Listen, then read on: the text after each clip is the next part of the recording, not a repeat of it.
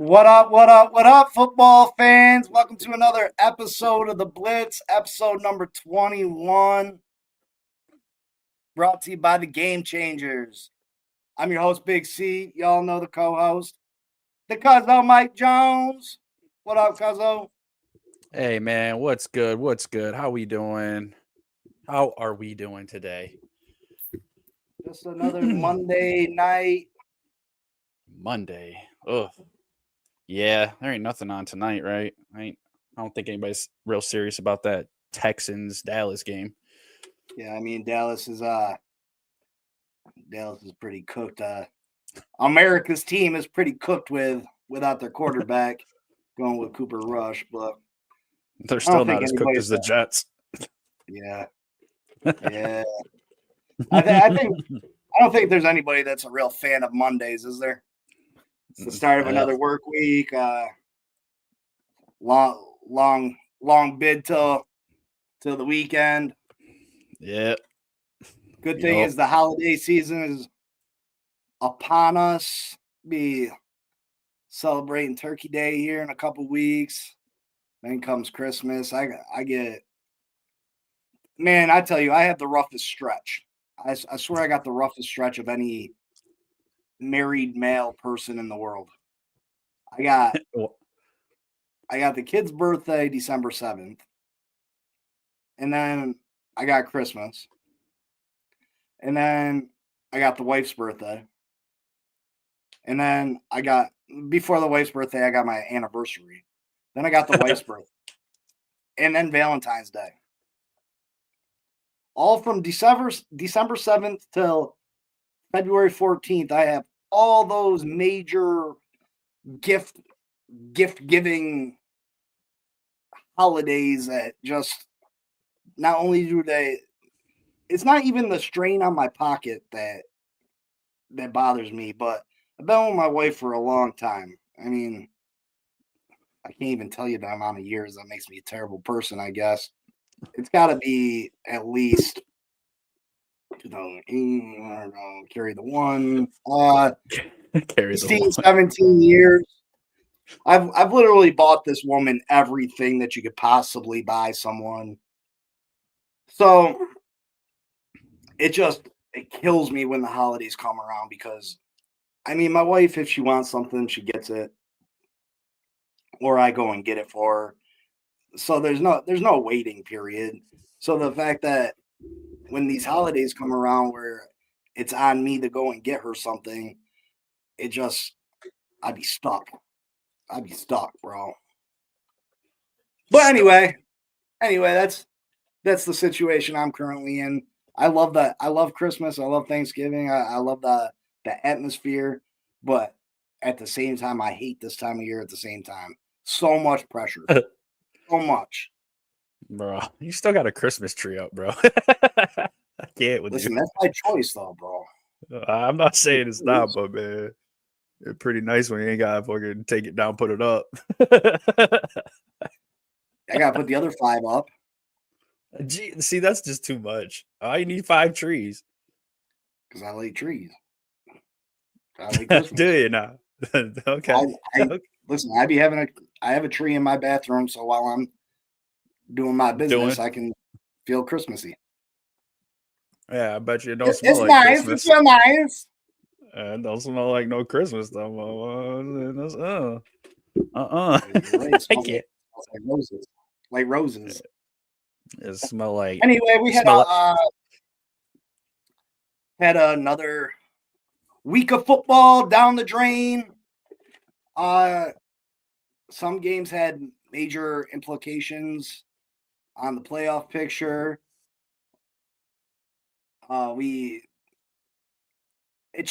This slate of games this weekend really put people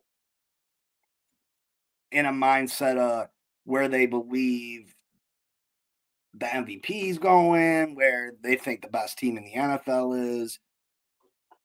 I think it's an overreaction, but we'll get into that.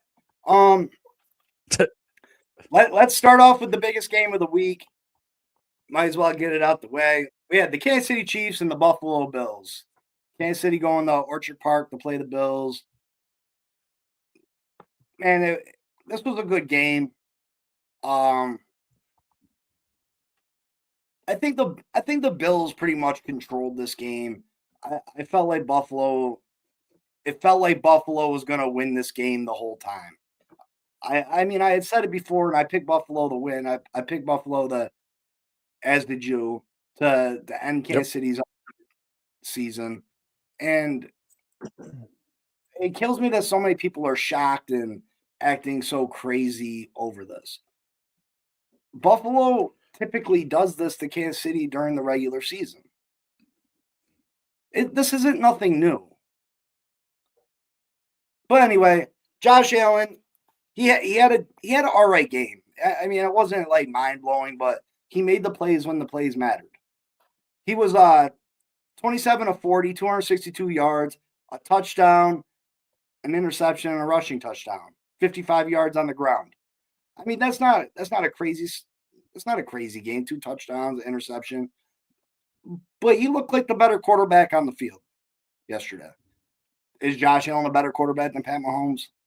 In my humble opinion, absolutely not. Absolutely not. There's no one that's going to be able to tell me that Josh Allen's a better quarterback than Patrick Mahomes. Was he the better quarterback yesterday? Yeah. It's not even that he was the better quarterback. He was the better football player. Josh Allen's more of a football player. That Swiss Army knife that runs the ball, passes the ball. I mean, he gets it done in a bunch of different ways. He's a great athlete. He's built. The guy is a monster. But anyway, this game was close all the way to the end. Buffalo was up a couple points. They're driving down the field, 4th and 2. They have a chance to kick the field goal. Buffalo decides to go for it. They're on their own 27. Josh Allen makes a hell of a play. 4th and 2, I mean, do you take the points and go up by more than a field goal? Or do you go out there and you go for their neck? You know what I mean? And Buffalo decided to go for the neck. They decided to go for the win. They had seen too many times Patrick Mahomes drive down the field and beat them.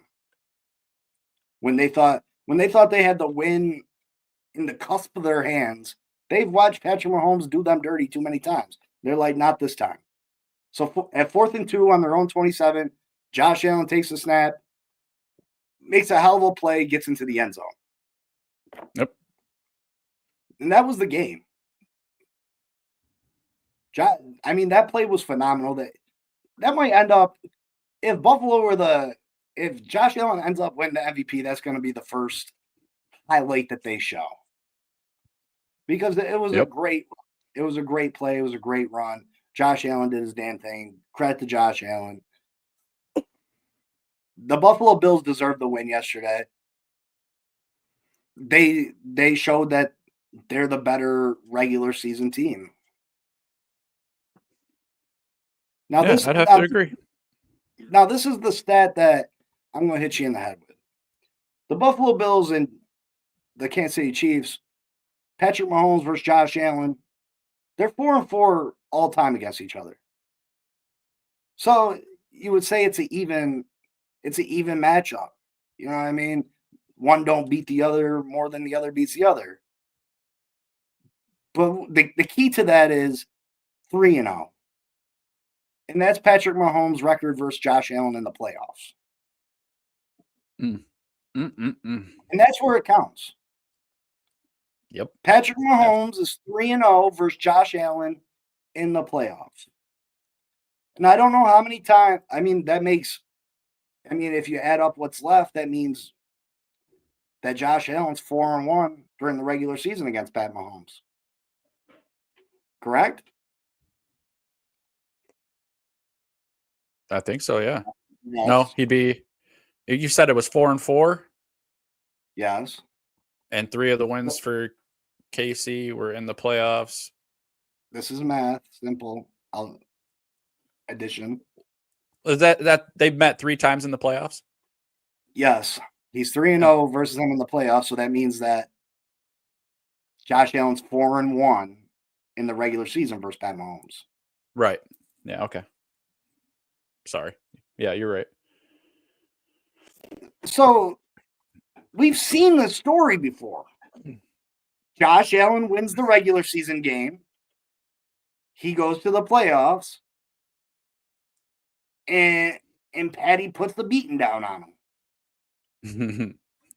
And I don't even blame Josh Allen for the loss in the playoffs, because Josh Allen's played fantastic in these playoff games. So it's not like oh, Pat Mahomes dominates Josh Allen. No. Josh Allen still puts up these mind-blowing stats in the playoffs. But Josh Allen's team let them down. Josh Allen's defense has given up 31 points a game in these 3 losses. So everybody wants to give Josh Allen and the Buffalo Bills their flowers. And, congratulations to them. I tip my cap to them. They played a fantastic game. They proved that they were the better team yesterday, the better team in this regular season. But you're going to have to show me when the playoffs arrive that the narrative has changed. Because until you beat Pat Mahomes in the playoffs, I can't put you in that number 1 spot. You can't take the crown from Pat Mahomes until you beat him when it counts. And that's how I feel. Buffalo definitely helped their position and their chance for the number 1 playoff spot. If Kansas City would have won yesterday, they would have had a 90-some% chance to be the number 1 seed in the playoffs. Because Buffalo beat them, it dropped down to 54%. Yep. Buffalo's got a 36% chance. So if Kansas City fumbles or messes around and ends up losing another game, which Kansas City's got the tougher schedule coming up, Buffalo can jump in there.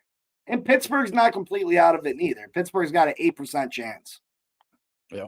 But, I mean, they did a great job. They put themselves in a position to possibly get the number 1 spot in the playoffs and get that first round bye, which is one of the biggest advantages in all of sports, getting a first round bye.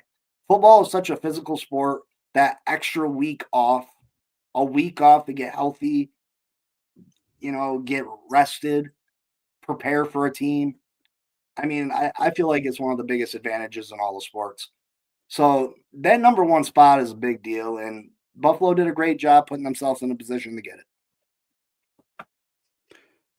I mean, yeah, I'd have to agree. I don't necessarily think that it would be the same this year. I think if Buffalo meets Kansas City this year in the playoffs, I think it will be talking a different story. I just don't think Kansas City's Kansas City until they're not Kansas City, but I don't think they have a team like they've had the past couple years. I just don't. Buffalo straight up beat them in every category: total yards, pass rushing, pass yards, rushing yards, average yards per play, points scored. They threw 1 less interception. Kansas City allowed 2 sacks. Buffalo allowed none. Third down efficiency was higher for Buffalo at 60%. Like, they just outplayed them this game. And I don't feel like Kansas City played like we talked about. They did. I don't feel like they played down. I feel like the Buffalo defense was putting pressure on Mahomes, and he was making mistakes. I mean, he threw an interception on the first possession. He threw an interception on the last possession. It just goes to show, if you can get to this guy, if you could figure out how to get to this guy, you're going to beat him.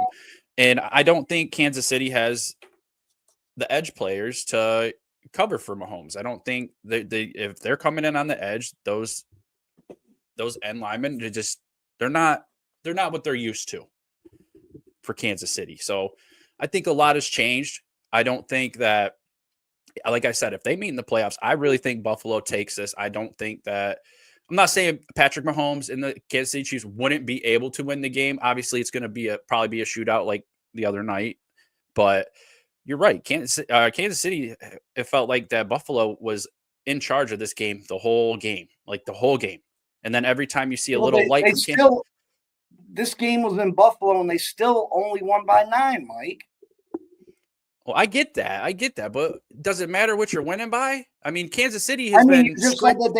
you just said that this team dominated them in every stat category, but they only won by 9. And Right. it took an extra superhuman effort from Josh Allen on 4th and 2 to give it that extra 7. They was only up 2 most of the game. But I that's mean, Josh Allen. with 2 minutes left. It is, but I mean, that's a lot of pressure. You're telling me he's got to make this superhuman play. If if the if it goes through Kansas City, the playoffs go through Kansas City. You telling me it's not going to be a different atmosphere, not going to be a different situation? Oh yeah, absolutely. But I just don't see the same Kansas City team. Yes, they were 9-0 before this loss. I just don't see it. I really don't see it this year. You know, hey, like we say, you're the champ until you're not the champ. I understand that. I respect that. But I just see a different play style from these Buffalo Bills this year. They seem hungrier. I think they want it. And Josh Allen is like a tank, man. He can run you over. He can do it all. He can throw the ball all the way down the field. He can, he can hit you with anything. And that's what makes him so dynamic. He's a big guy, kind of like a Cam Newton-ish type guy. He's really big. He'll knock you out. Like Pat Mahomes, that magic man, though. He got that magic. But Patrick Mahomes ain't running over a defensive end if he has to. He's not. Patrick Mahomes reminds me of a girl getting his nails done at a salon. I mean, I think that's a little harsh. Pat Mahomes will run.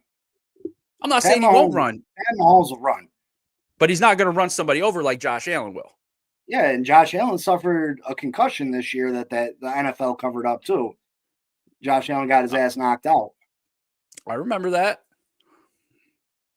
I mean, once you get one, you're more likely to get that second.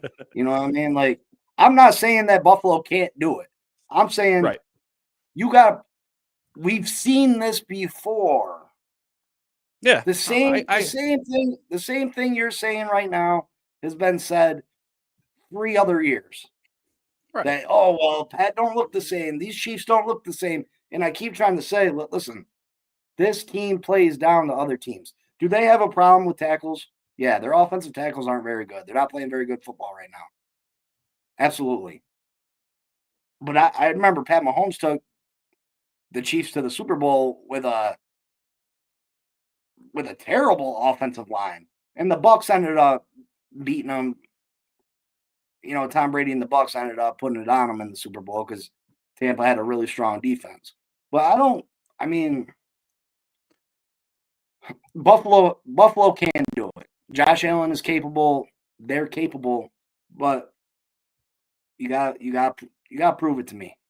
And that's what I'm trying to get at. I'm not saying that Buffalo is this high above Kansas City. I'm not. I'm saying it's closer, but I think at this point, I think Buffalo has a little bit of an edge. Where we lacked in is I would have liked to seen the Chiefs run the ball more. They had 17 rushing attempts for 78 yards. I mean, they got to establish the run to help out Patrick Mahomes. They can't just be going out there passing because that allowed that Buffalo defense to come after them. If they know you're not going to run, they're coming after you, So like I take that into account too. And like Kansas City's Kansas City. I get it. But at the same time, I really feel like, I don't know. I think this is Buffalo's year. I think they can make some noise. I don't say they're going to win, but I think if they meet Kansas City in the playoffs, it's going to be a Buffalo win this time. You're bound to win at some point, right? I mean, not necessarily. No, that don't. No, not necessarily. Yeah, that don't mean squat. Not squat. You don't ever have to win. Nope. That's true. not in sports. You don't ever have to win. This coming from a Dolphin fan. You don't have to do nothing. You don't ever. No, No, I know. I get you. Yeah, I mean, I don't feel that way. I think these Kansas City Chiefs, like I said, they play down to their opponents in the regular season. I think Josh Allen knows what happens when he goes to the playoffs against Pat Mahomes. So he's got that extra pressure. If Buffalo's not able to get that number 1 seed from Kansas City, they got to go to Kansas City and play. And I mean, Kansas City's got the better coach. I feel like they got the better defense. They got the better quarterback.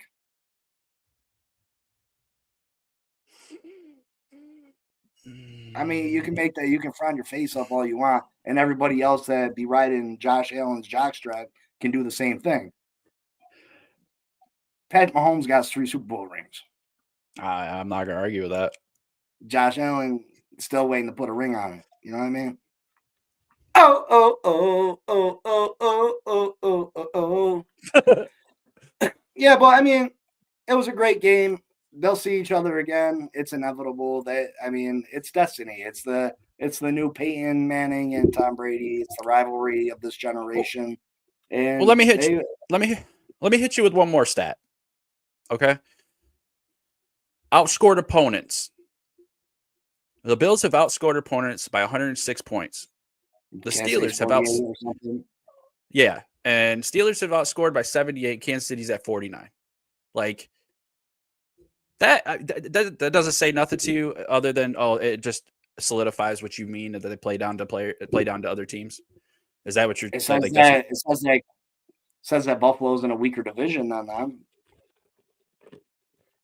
It says that Buffalo got to play New England, Miami, and the Jets. Well, that they get to beat up on weaker teams. And again, yeah, they do play down to their competition in the regular season. They do. All right. Like I said, I mean, you can if I've just seen the story before and I've seen the ending to this movie. You know what I mean? So maybe this rendition of the Bills-Chiefs rivalry ends differently, and maybe Buffalo's hosting the Lombardi Trophy at the end of the year. But I don't see it. But hey, I've been wrong a couple times. Yeah. Yeah, we were both pretty wrong this week. I'm not gonna lie to you. Our record this week was pretty shatty. We both went 7-5. That is 7-5. You got me on the Rams, Patriots. Games, you know what I mean? Yeah.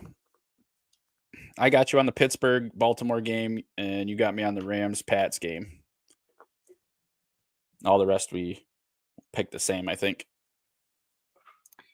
All right, let's move on real quick. I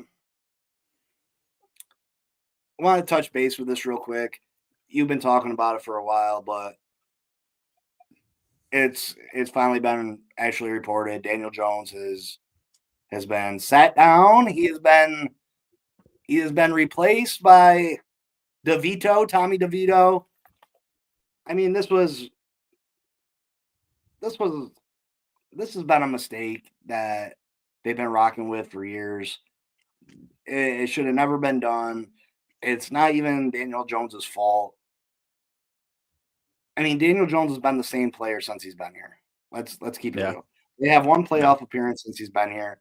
And I mean, to be honest, they rode Saquon Barkley to that playoff appearance. It's not like Daniel Jones came out and played a great. They got nervous. Because Daniel Jones was coming up for a contract, and they made the wrong choice. You're right. You've said it a lot, and I kind of get on your case because you say it so much. They made the wrong choice. They should have signed Saquon Barkley instead of Daniel Jones. Daniel Jones, I mean, he's got 2 years left on his contract, but no more guaranteed money. This is why they're making the move now, because in case of injury, they would owe him $23 million. There's no way that the Giants are paying him that. They're going for a full reset. New York Giants next year will have a new head coach. They'll have a new quarterback, and hopefully they can make the right choices in the draft and in free agency and when they select a coach. I wouldn't be surprised if you guys go out and try to lure Bill Belichick. You guys got a really strong defense. Bill Belichick has ties to the New York Giants. That's where, he started his coaching career with Bill Parcells. Yep. I think that'd be a nice fit. But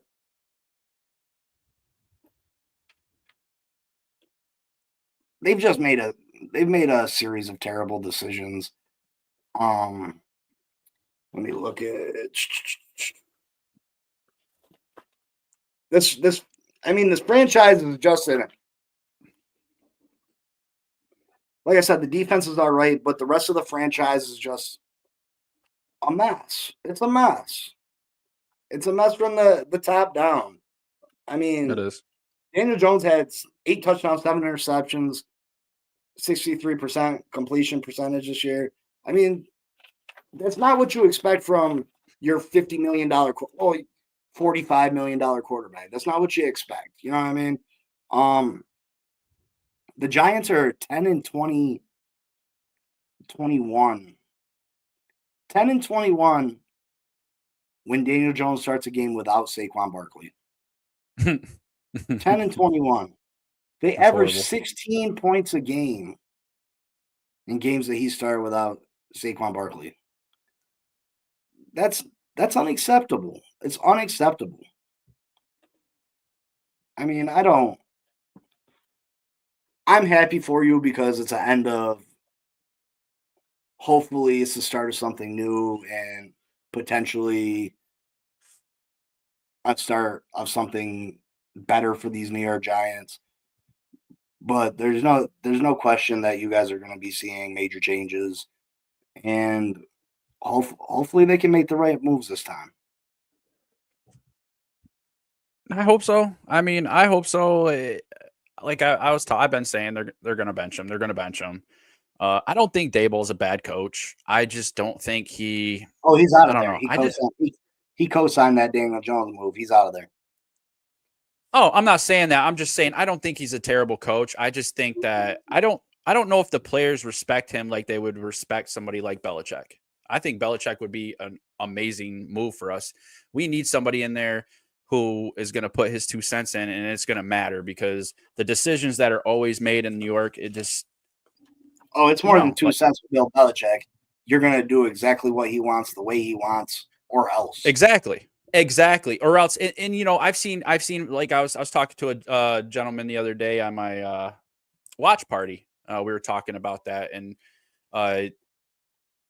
it's not like it is now. It seems like the players can pretty much do what they want. Yeah, Dable throws his ass, gets a little upset, but at the end of the day, here's Daniel Jones still in there, making a mockery of us, making us look stupid, and it. You have to command respect. And Belichick, like I was talking about with this guy, is like when he was in with the Pats there, he could take ordinary guys and fit and create a scheme to where those ordinary guys will start progressing and they play above what you think they would play. You know what I mean? He just has that appeal. He's a no-nonsense coach. You're going to do what he tells you to do. And I think that's what we need in New York. We haven't had one of those in a long time. Tom Coughlin was probably the last guy that was like that. And we got 2 Super Bowls with Coughlin. So, yeah, but then the players ended up pushing him out. This is a new age of players, so you can't necessarily be like that with players anymore, though. These players, it's not like before where players are coming out of college and, they're fulfilling their dreams and they got to make this work to be rich. These players are coming into football rich. Yeah. Because of the deals they're getting in college. Yeah. I mean, Shedeur Sanders is driving a Phantom Bentley, Rolls Royce, you know what I mean? In between classes. And yeah, he's Deion's son and stuff, but I don't think Deion bought him a Phantom Rolls Royce, you know what I mean? But that's the money, that's the type of money these kids are bringing in. They're already rich. They don't gotta put up with, you know what I mean? They're not going to come into this league and you just, their egos are already so built up that it makes it difficult. And I don't know if you can have that coach that's a straight dictator anymore. Even my children, it's a new day and age. Like, I don't allow my children to disrespect me by any means. But the way that even my children talk to me is not a way that I would have talked to my mother. Oh, absolutely. These children think that they should be seen on an equal level as you and be treated as an equal instead of, you know what I mean? Instead of a Like, child. Yeah. yeah, like my daughter would be like, "Oh, you're being disrespectful." What? What? I'm being disrespectful. You even saying that to me is disrespectful in my eyes. You know what Yo, I mean? I would have said that to my mom. It would have been over. What? Yeah, my mom would have uppercutted me. I'm disrespecting you. What? But yeah, I mean, what do you think about Shador Sanders and Deion Sanders, a combo? I mean, I don't know.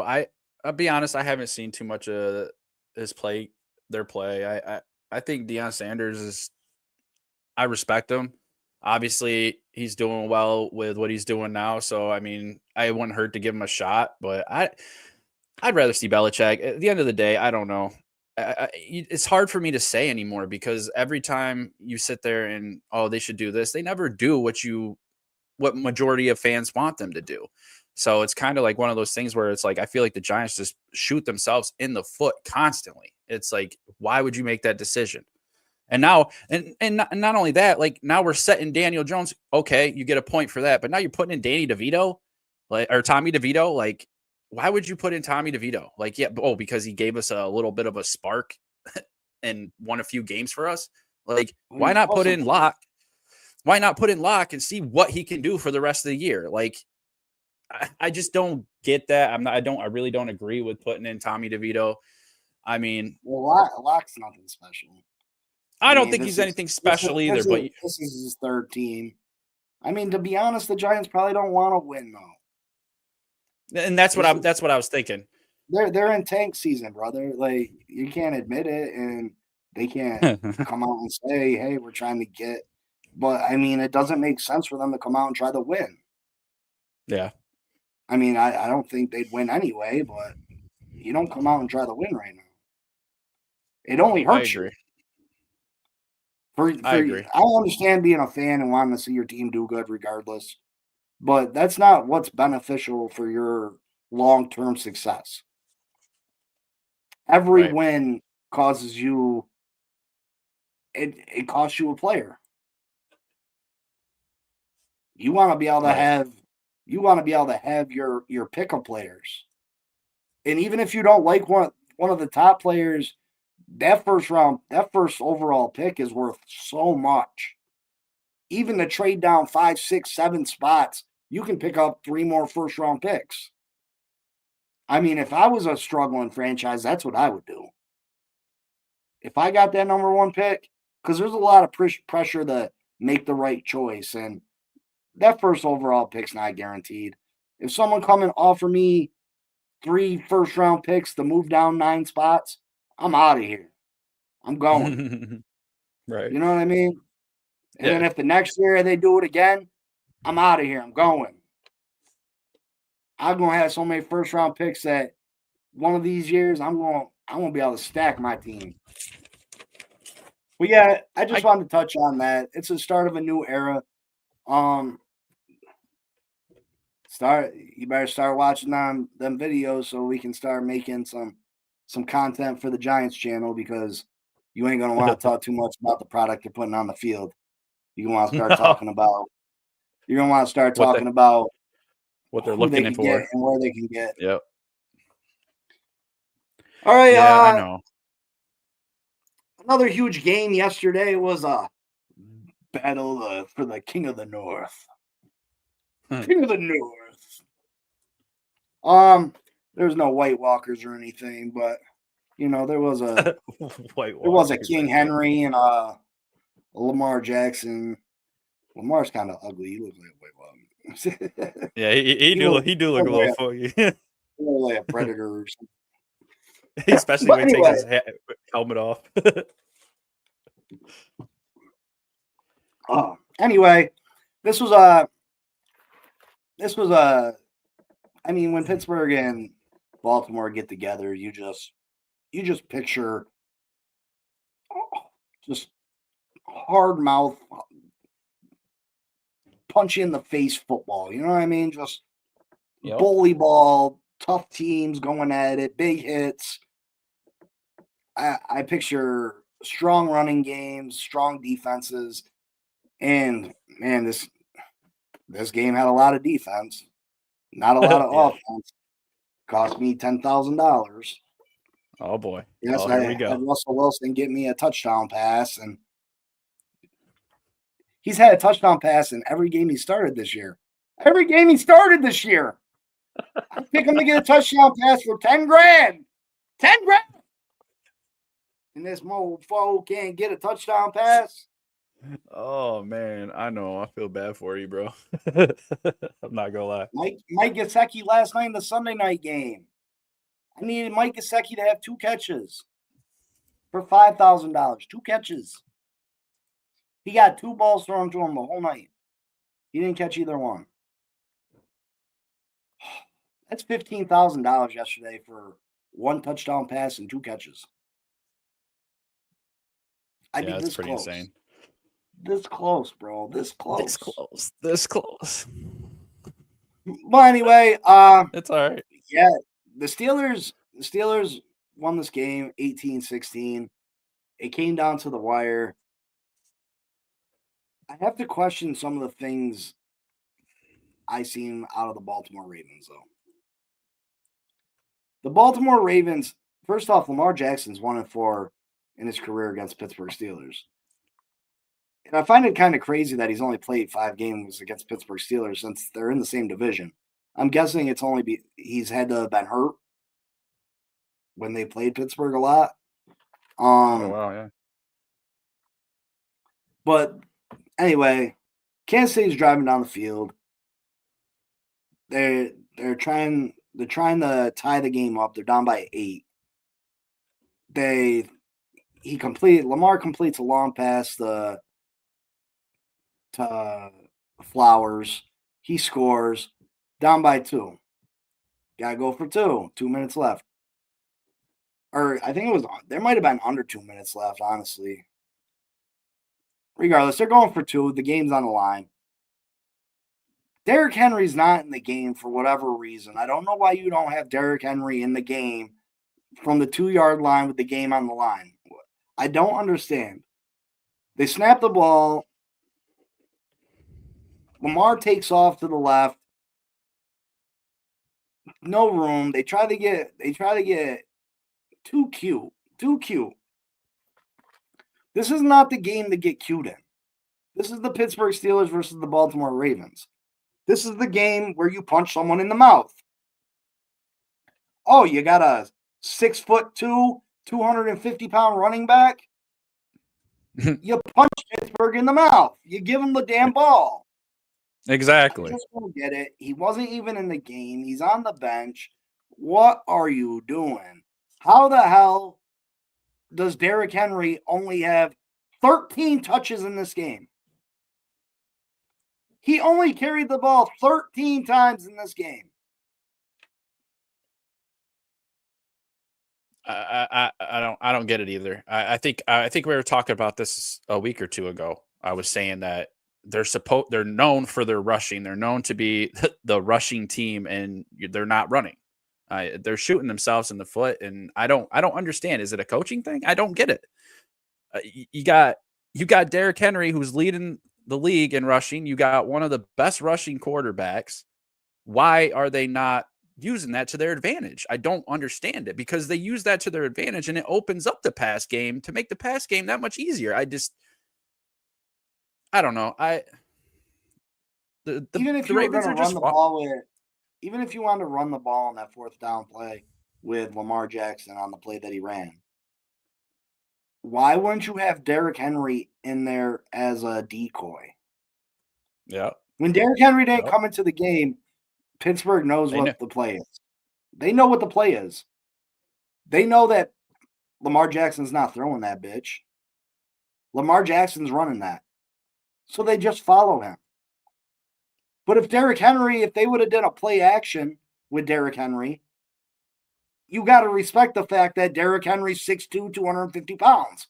You got to put enough beef on that line and bring your linebackers up in case he gets that ball or he's going to walk in. Yep. And then Lamar would have been able to trot out to the side easily. But no, they want to leave him on the bench, and I don't get it. I don't get it. It's kind of one of those things. 13 carries in this game is not enough for Derrick Henry. Not enough.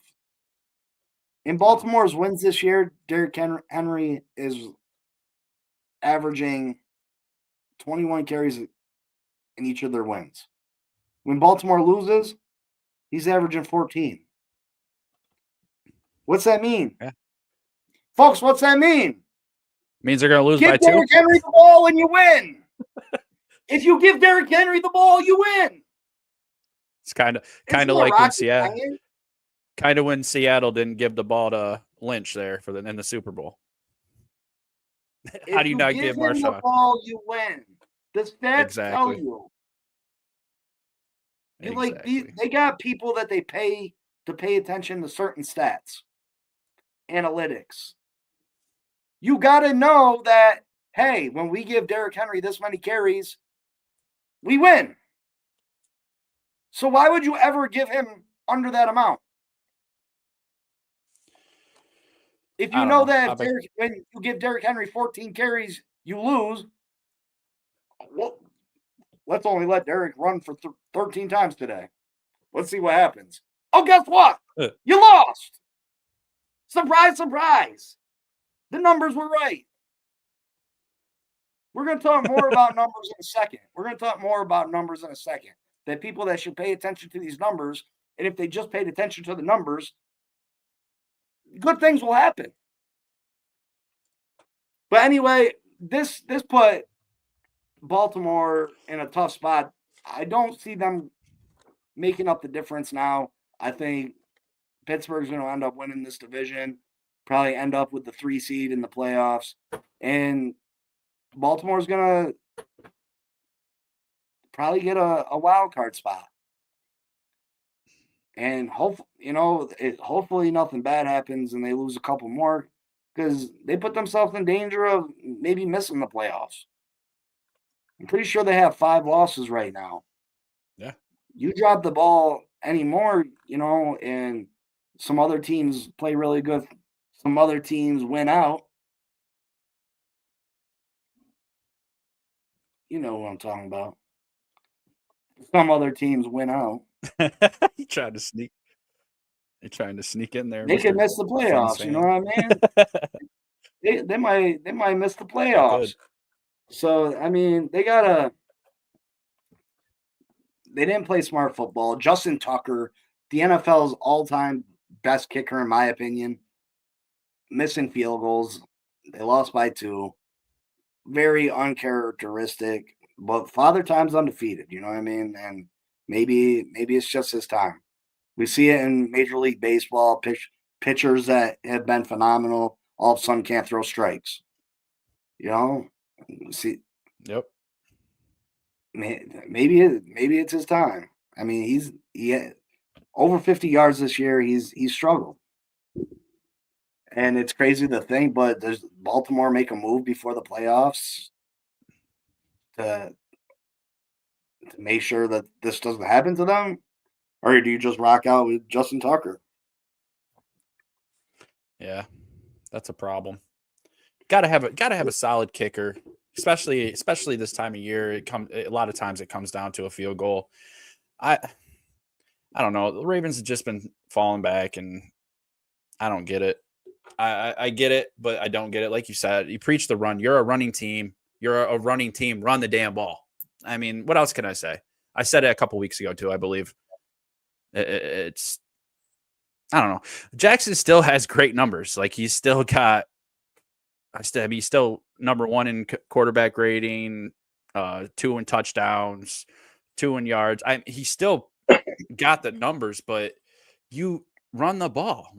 You got Derrick Henry. He's leading the league in rushing yards. Like, take some pressure off of your offensive line and open up some passing. Well, this is definitely on the offense. It's definitely on the offensive coordinator. But at some point, John Harbaugh's got to step in and go over and ask his offensive coordinator, why aren't we giving Derek the ball? You know what I mean? As the head coach, if you see your offensive coordinator's not making the right calls or he's not getting your superstar the ball, you go over and say, hey, let's get Derek some more carries. Because if he carries 20 times or more, we win.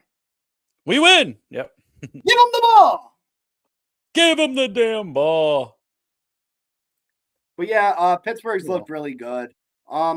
Remember, folks, like, subscribe, comment, share. We'd love to hear your opinion. Shit. We got 5 viewers in the room. What's your team? Yeah. What do you think of yesterday's games? Sure, do you baby. believe Josh Allen is the new favorite for the MVP?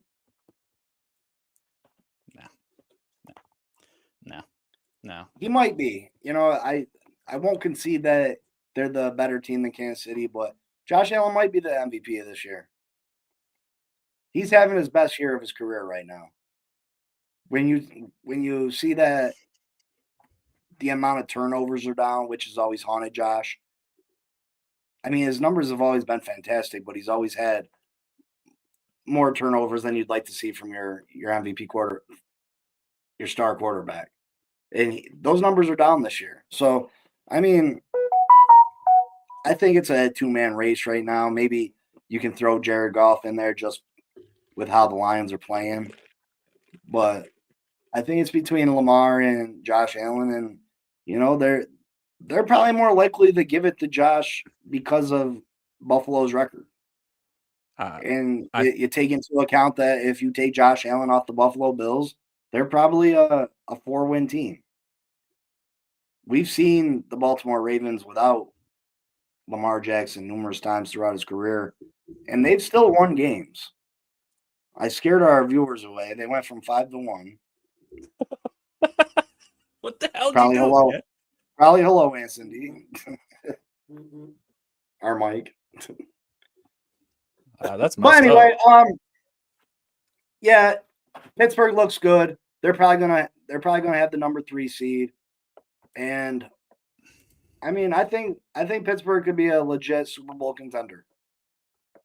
They play the way they play defense, the way Russell was playing until yesterday. Mother effer. Mother ever. They have a chance. I mean, Pittsburgh has a chance to beat anybody in the AFC too. I think the AFC is wide open right now. Between them 3 teams, 4 teams. I'll throw Baltimore in there too. Kansas City, Buffalo, Baltimore, and Pittsburgh. I think those are the 4 teams that are really in contention to go represent the AFC in the Super Bowl. Another game I want to touch on. Chicago Bears and the Green Bay Packers. Now, I said we were going to revisit the whole stats thing, the numbers, the analytics. Did you get a chance to check out this game yesterday, Mike? I didn't see it. I seen part of it. I didn't have it, though. I didn't see the end of it. I seen how they lost. I mean, I thought Caleb was playing a amazing game. I think he looked a lot like he was looking before he started going down a little bit. He had a few bad games, but he really looked good. They looked good yesterday. I thought Chicago was going to take this. You know, unfortunately, certain decisions are made, and that probably is what cost him the game. But I don't like to. I try not to judge too much. I know you probably have a pretty. Caleb Williams played really good football yesterday. He didn't produce any touchdowns, but he played with a confidence yesterday and made throws that in the last couple of weeks he hadn't been making. It was almost like he had lost confidence in his game and he wasn't making the plays that he's capable of. Yesterday it was 23 of 31 for 231 yards. But the big thing is he had 9 carries for 70 yards. He was moving the ball on the ground. He was making good throws, putting his team in a position to win. DeAndre Swift had 14 carries, 71 yards, and a touchdown. DJ Moore, 7 catches, 62 yards. Cole Kmet, 3 catches, 42. Keenan Allen, 4 for 41. But the story of this game is, we'll just play it. The Chicago Bears down 2019. Chicago got the ball. They're driving. Caleb completes a pass. Caleb completes a pass to the rookie, Adoon. I don't know how to say his name. Adoons. He completes a pass to Adoons. They get up. They run one play, gain a 2 or 3.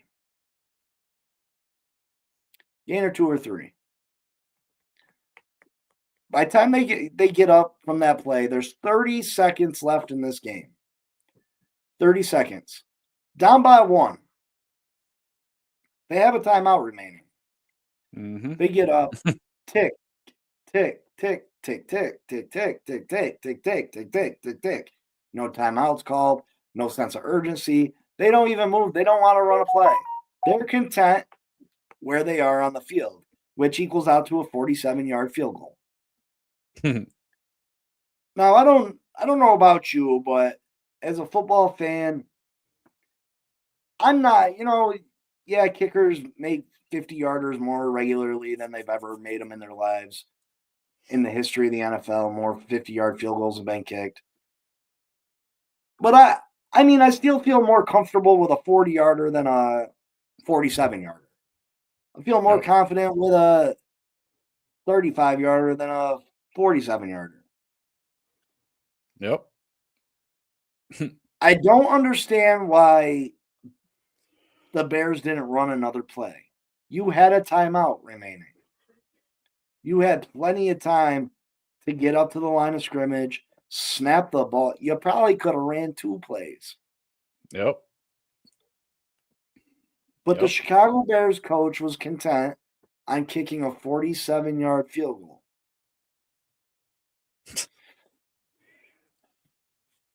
It really don't make sense. It really doesn't. Any team that you would watch that is a good team is going to try to get, whether it be 3 more yards, whether it be 4 yards, it doesn't matter. The fact is, the closer you are, the better your odds. You're right. They sat there, tick, tick, tick, tick. And how are you content with a 47-yard field goal when you could have had a 40-yard field goal? That's a big mistake for you to sit there and make for a game. And it's not the first time. I mean, they had the Jaden Daniels. Was that the Jaden Daniels game with the Hail Mary with Chicago? Yeah. Pretty sure. Yeah.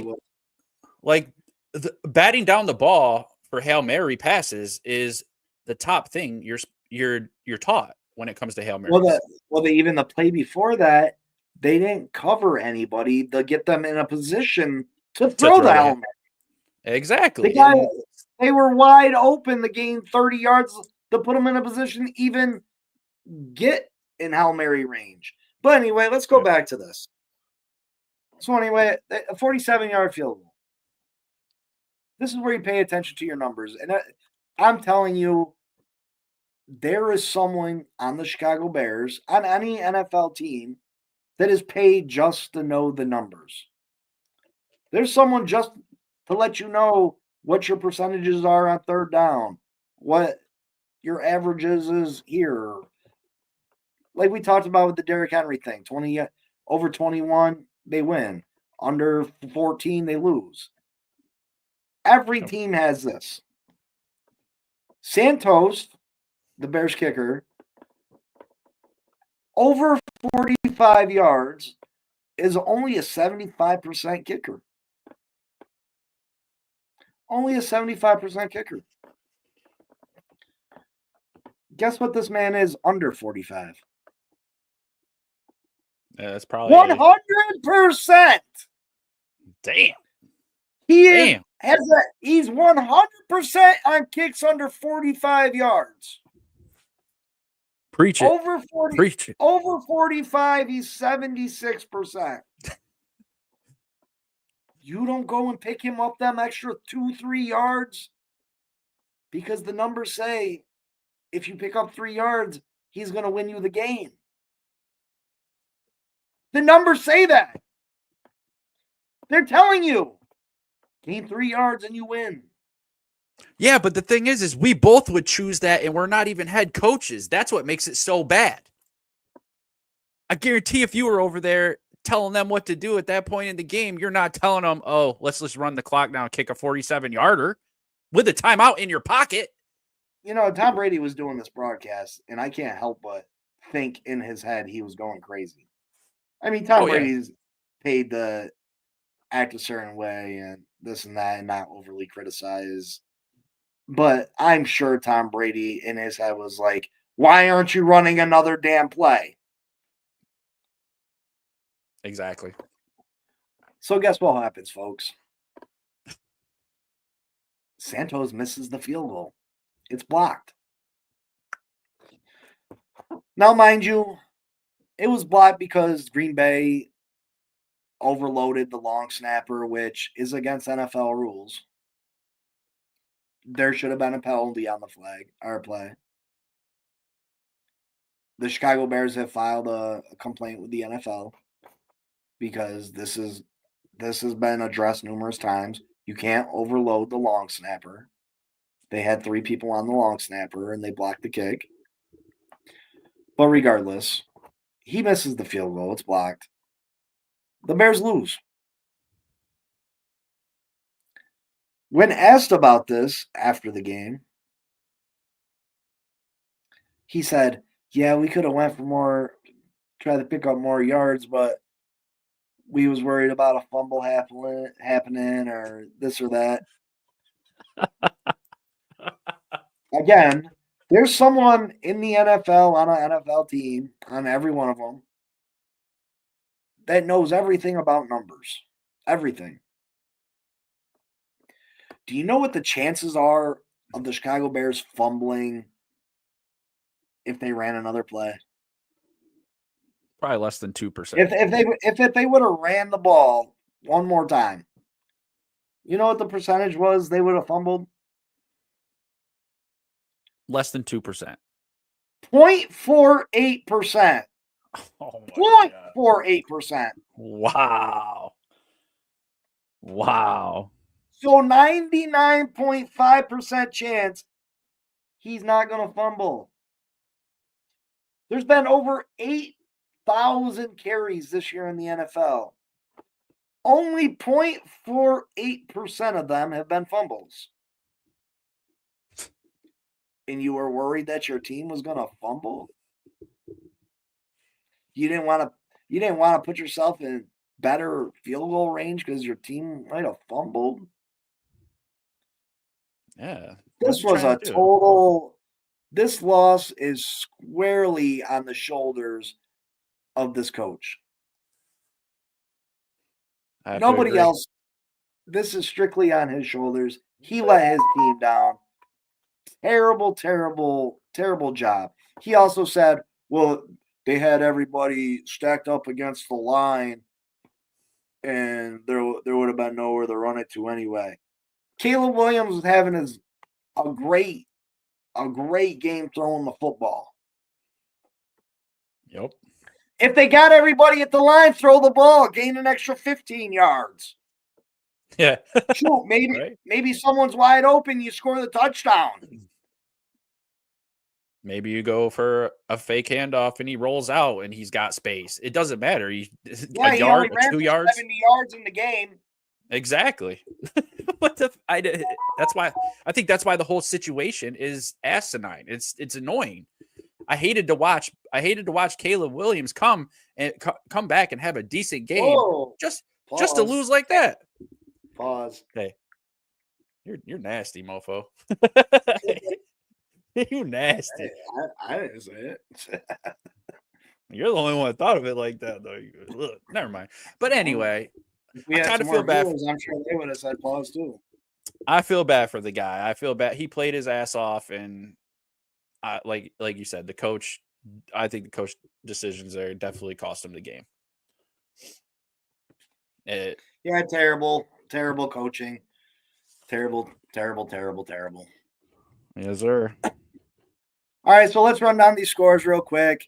We had the Miami Dolphins defeat the Las Vegas Raiders. They dominated them. They destroyed them.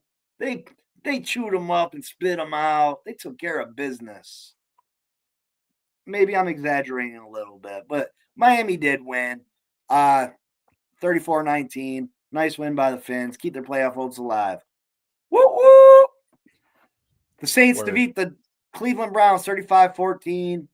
Derek Carr, a couple touchdown passes.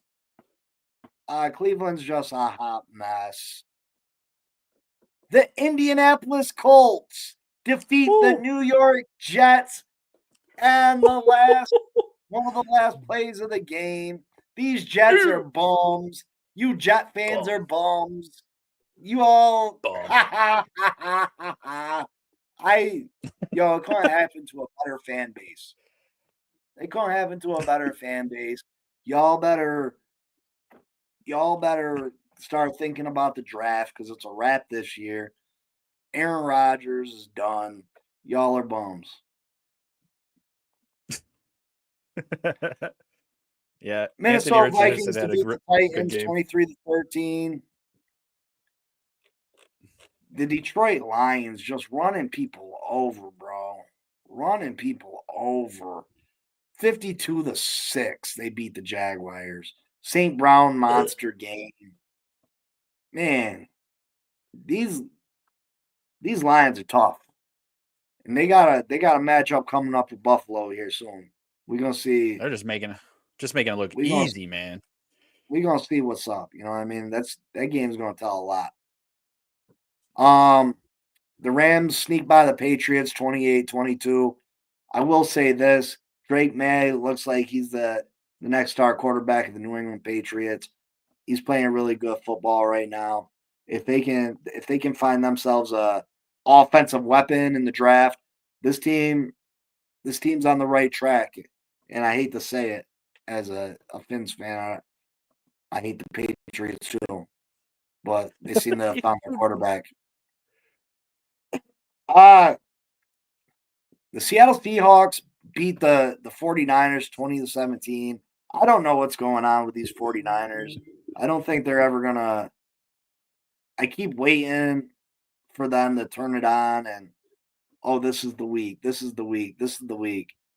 Christian McCaffrey's back now. And it just hasn't happened. This team has they got a real shot at not making the playoffs, which you would think was, with the amount of talent on this team, you would think that's unthinkable, but they've dug themselves in a hole, and it's going to be tough for them to get out of it. Another huge surprise game is the Denver Broncos smashed the Falcons 38-6. Kirk Cousins has pulled out the game. They put in Michael Penix, the rookie first-round pick. Man, I didn't see this one coming. Like, Denver's got a good defense, but I didn't see them dropping 38 on the Falcons. The Falcons, I mean, this team is an up and down team. They're so inconsistent. I didn't see it. Bo Nix making a late run towards that rookie of the year spot. I mean, we all thought Jaden Daniels was running away with it, but Jaden Daniels' overall stats aren't overly impressive. I mean, they're good stats, and he's got Washington winning, but they're not overly impressive. And what Bo Nix continues to put together big games over in Denver, he's got a shot. Oh, yeah. Another great game last night, Sunday Night Football. The Chargers sneak past the Bengals. This game had a lot of playoff implications. This put a real damper on the Bengals' playoff aspirations. The Chargers gave them ample opportunities at the end of the game. Neither one of them wanted to snatch the win, but finally the Chargers do it. Yeah, Jim Harbaugh's got this team playing at a new level. And the Chargers look really good. And they do. The Bengals have serious questions they need to answer. I mean, the Bengals offense is good. They're good. Joe Burrow, Jamar Chase, T. Higgins had a great game coming back. But Higgins ain't going to be here next year. And you got major holes on this defense. They need to figure it out. Because they got too much talent on the offensive side of the ball to be wasting it. And then, of course, you got the Texans and the Cowboys tonight. Right now, the Texans are up 14-7. I think the Texans should run away with this. There's no Dak Prescott. The Cowboys are a hot mess this year. I think the Texans have underperformed this year, but they should win this game in the Battle of Texas. But yeah, that's your Week 11 wrapped up. I had a very satisfying week. I know Mike, his team didn't play, but he's got to be happy because the Giants finally answered his prayers and are moving on finally from Daniel Jones. Me, I'm happy. My team keeps their playoff hopes alive. The Jets lost. That's awesome. I love it. I love it.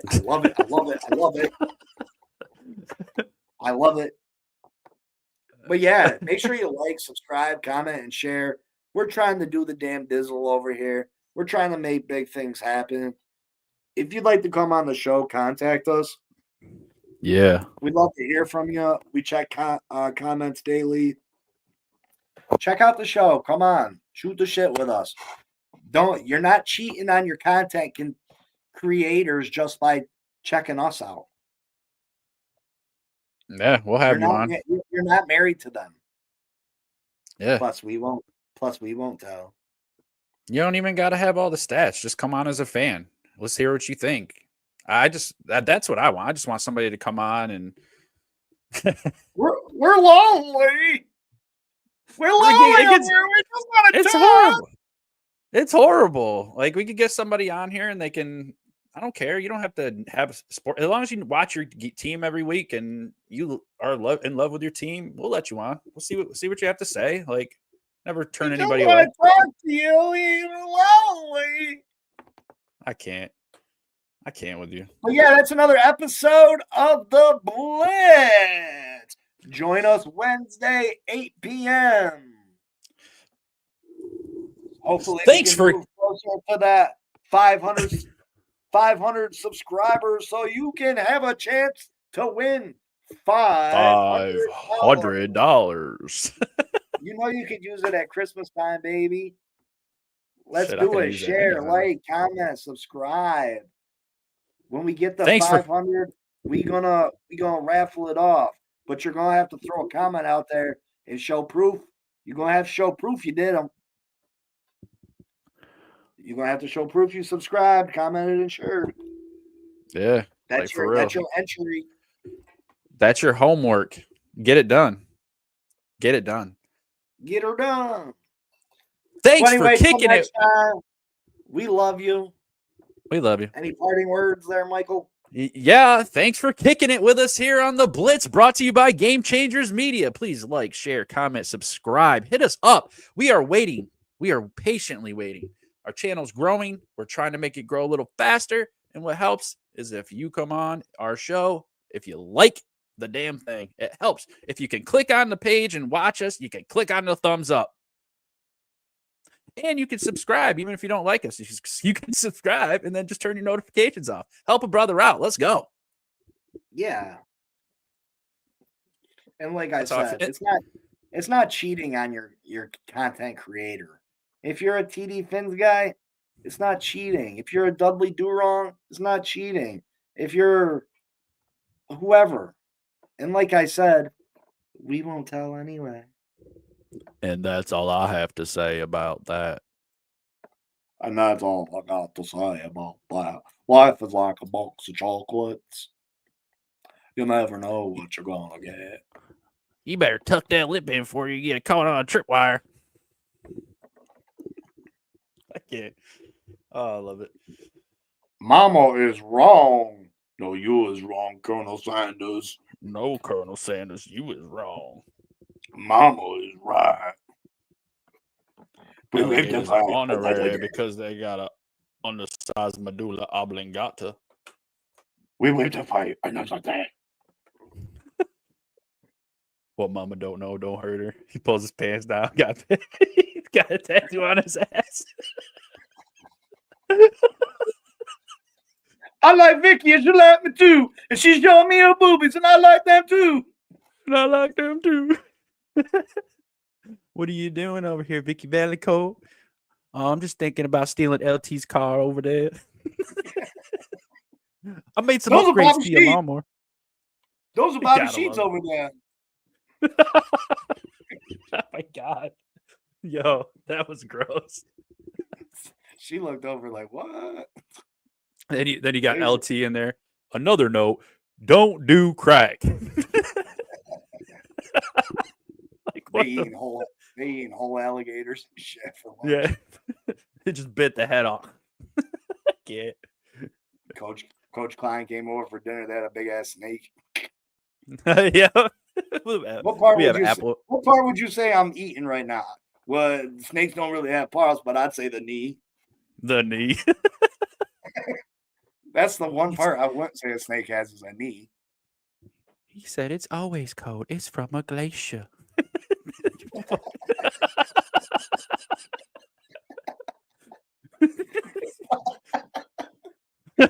Yeah.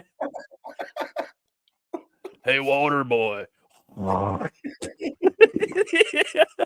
He said that's on sanitary. Water sucks. It really, really sucks. Water sucks. It really, really sucks. Needle dig. Needle dig. Needle dig. I can't. H2O. Gatorade. H2O. I can't, man. I love that movie. Oh, shit. All right. Till next time, folks. Take care of yourself and each other. We love you. We love you. Thanks for all kicking the way it. up. 1. Deuce. Shut up. 3. Shut up, Mike. I'll say what I want. 4.